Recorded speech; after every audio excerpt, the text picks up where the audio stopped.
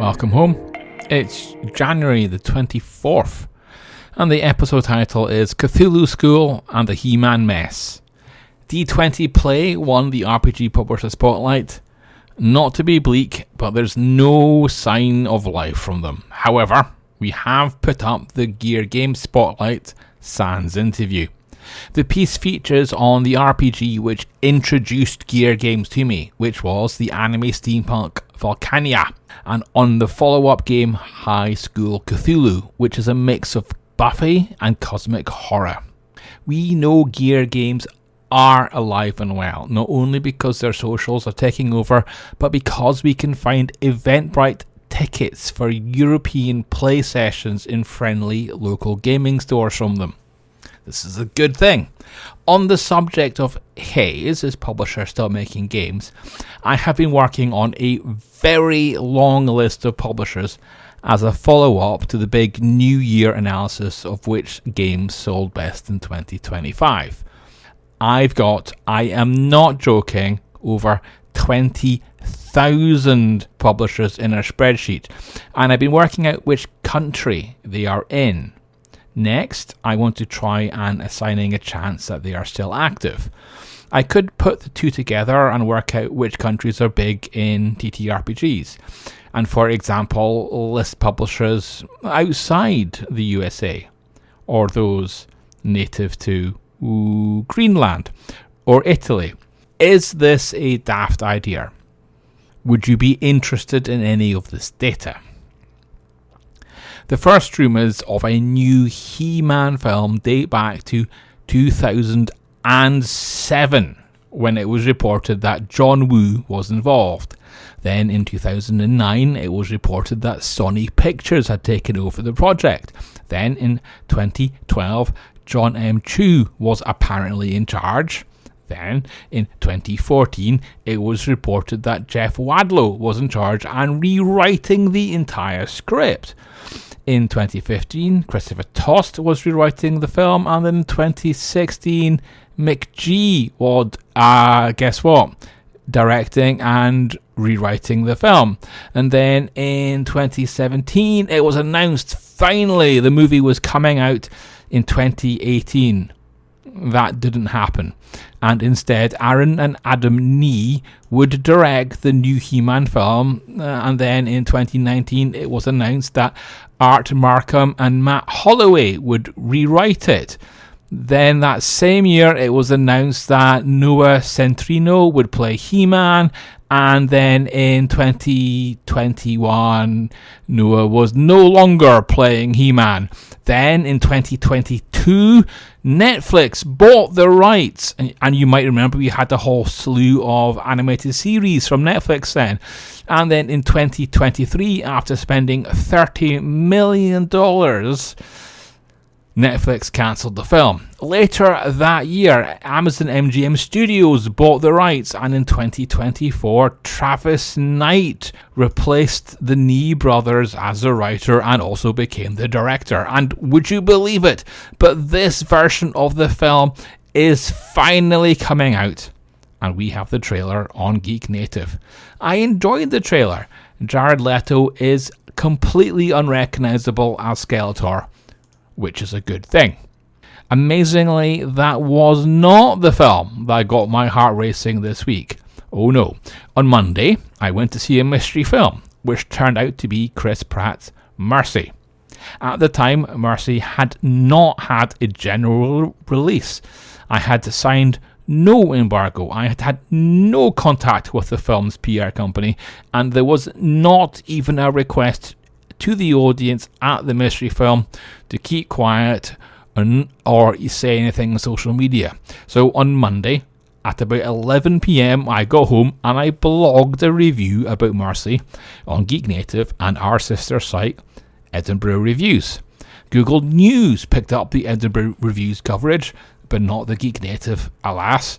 About 24 hours later, Edinburgh Reviews had an email reminding us from the PR company there was embargo in place. Now, I could have stuck to my guns and pointed out I had bought a ticket and I saw the movie as a member of the public along with everybody else in the cinema, and that I had agreed to absolutely zero embargoes. Instead, trying to be responsible, I pulled the review from Edinburgh Reviews and I replaced it with a coming soon notice. I did leave the Geek Native review live. I gave the movie a C+. When the embargo lifted, I put everything back in place. Now, I think the idea that any audience in 2026 would sit down and believe the proposition that an AI judge couldn't possibly make a mistake is wishful thinking.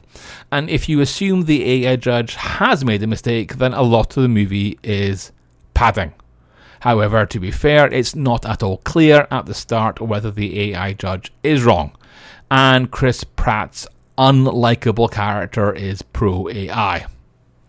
And sticking with the unpopular subject of AI for a minute longer, do you know what happened when scientists made AI play D&D? It happened. Scientists wanted to see if AIs would follow rules and wanted to test the limits of large language models. Well, what they found was that AIs would follow the rules of D&Ds, but they'd also be prone to the dramatic. Paladins, for example, would start delivering heroic speeches, and goblins would waste actions by taunting players. It wasn't all stereotypes, because modern AIs would still mess up and they would attack dead enemies. Players don't do that. As a reminder, if you do want to support modern creators, then you might want to reconsider running ad blockers or paying for generative AI creations, which costs the publisher nothing. A creator to support is Duncan Rhodes, whom we got to talk to this week about the Creative Game Master's Guide to Extraordinary Locations. Duncan is a traveller and a writer currently based in Barcelona. His book has a foreword from Ed Greenwood, and it is all about making locations enjoyable in D&D. Importantly, this is not just about combat, but also about social interaction and exploration.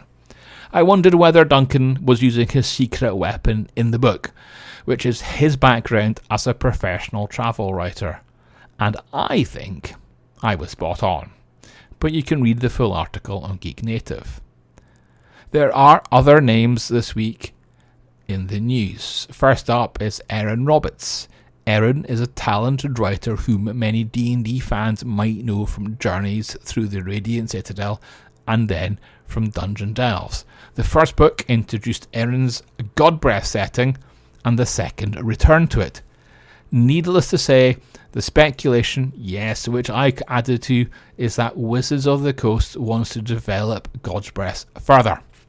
However, I don't think Erin is a one-trick pony. I've never bought a D&D book for the setting.